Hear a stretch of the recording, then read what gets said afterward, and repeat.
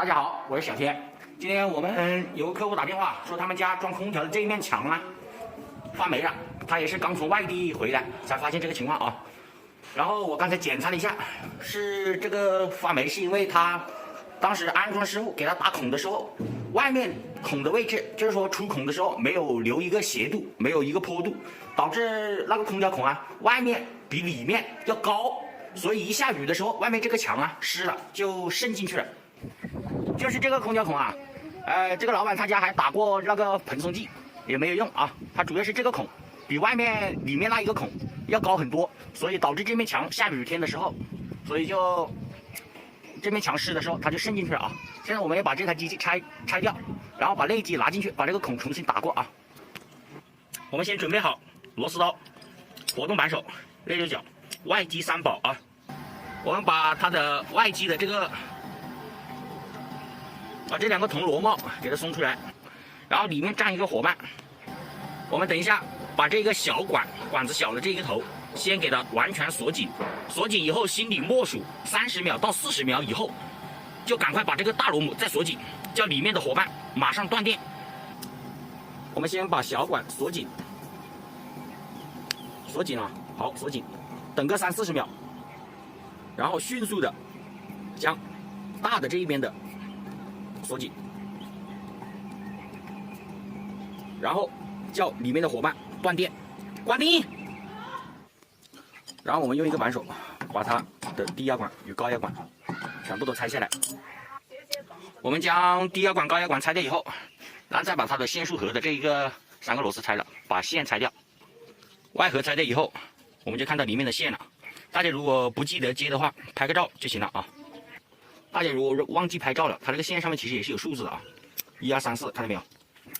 对应上面的1、2、3、4。现在我们要做的就是把它的空调铜管放直，这个就需要有一定的经验了，因为这个铜管不能够打急弯啊。这个空调管必须要有专业的经验啊，因为这种空调它用过几年了，铜管会变得很硬，所以我们一定要注意弯的时候一定要尽量保持它的直，就是说成直线啊，不要在同一个地方用力扳的次数过多，用力过猛。弯这个铜管一定要注意啊，千万不要在同一个地方用力太猛了，这是个瘪的啊，那等一下就可以拉出去了。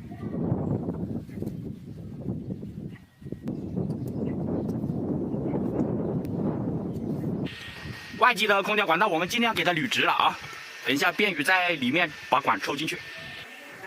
现在我们就可以拆内机了啊。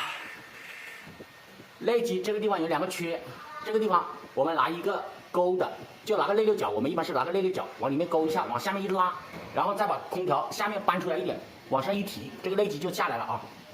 好，一个抬着，慢慢的往外面抽，抽出来以后，这个铜管不要马上放啊，要慢慢的往地上放，千万不要直接丢下去。那大家看啊，它这个孔啊，外面明显比里面要高。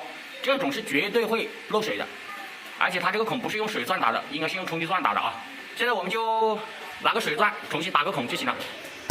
用冲击钻打孔就叫普通孔，普通孔是不收费的，打这种水钻孔都是收费的啊。有的时候大家不要为了省这几十块钱，一定要用这种专用的打，会好的很多啊。然后我们把它的内机拿下来以后，然后就发现已经有爬行动物进来过的痕迹了啊。然后它的水管呢全部都被咬了。这水管只能给它换一个了，然后这个电线也已经咬断了，但是刚才试它的制冷呢没有问题，所以这一根线应该是4筒阀的线，就是说制热的时候才会用的，没打地已经很不错了。现在需要把它的水管换了，然后电线接起来，然后这里重新做保温棉，用扎带扎起来。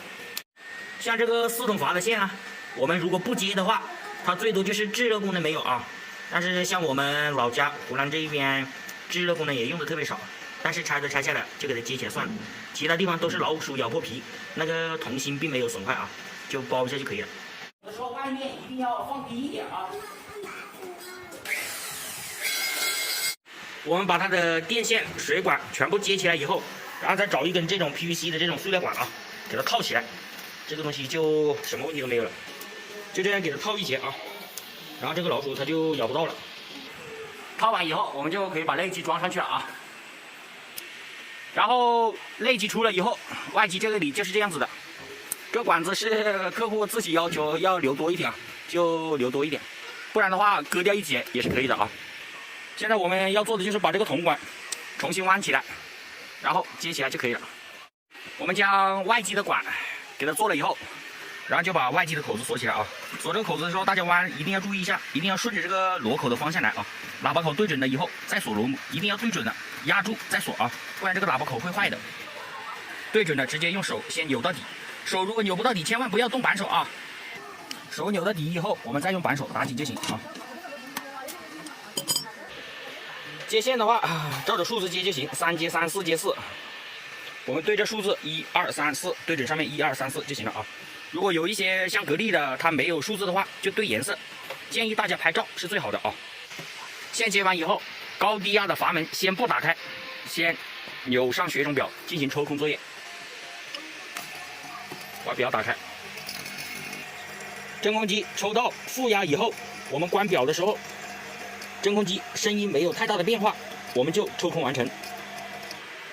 抽空完成，我们记住表的位置，等10分钟，看表针会不会移动啊？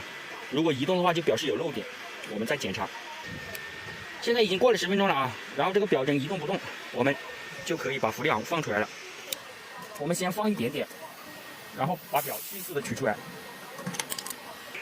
然后再把2个阀门彻底扭开，扭到底，一定要扭到底啊！我们那边事情做完以后，就把这个地方打点泡沫膨胀剂，然后再塞一个钢丝球啊，这个事情就妥了。这边的话就打点膨胀剂就可以了啊，这个老鼠就咬不坏了。然后我们把外机的铜螺母锁上去以后，就可以开机试机了啊。等到它外机的排水管如果有水滴下来，就证明是好的了。其实我们站在这个地方的时候，就已经感觉到这个风已经凉飕飕的了啊。然后我们为什么还要看它的排水？因为排水可以反映很多问题，可以反映它的浮力昂够还是不够，然后运行一段时间，这也是必须的。然后外机的这个管已经排水了啊，看到没有？平面的滴，这证明它的浮力昂是够的。1.5P 的空调有这种效果已经很不错了啊。好了，这台空调就维修完成了。大家如果还有什么家电方面的不懂的，可以在评论区留言，我看到的都会第一时间回复大家的。感谢观看。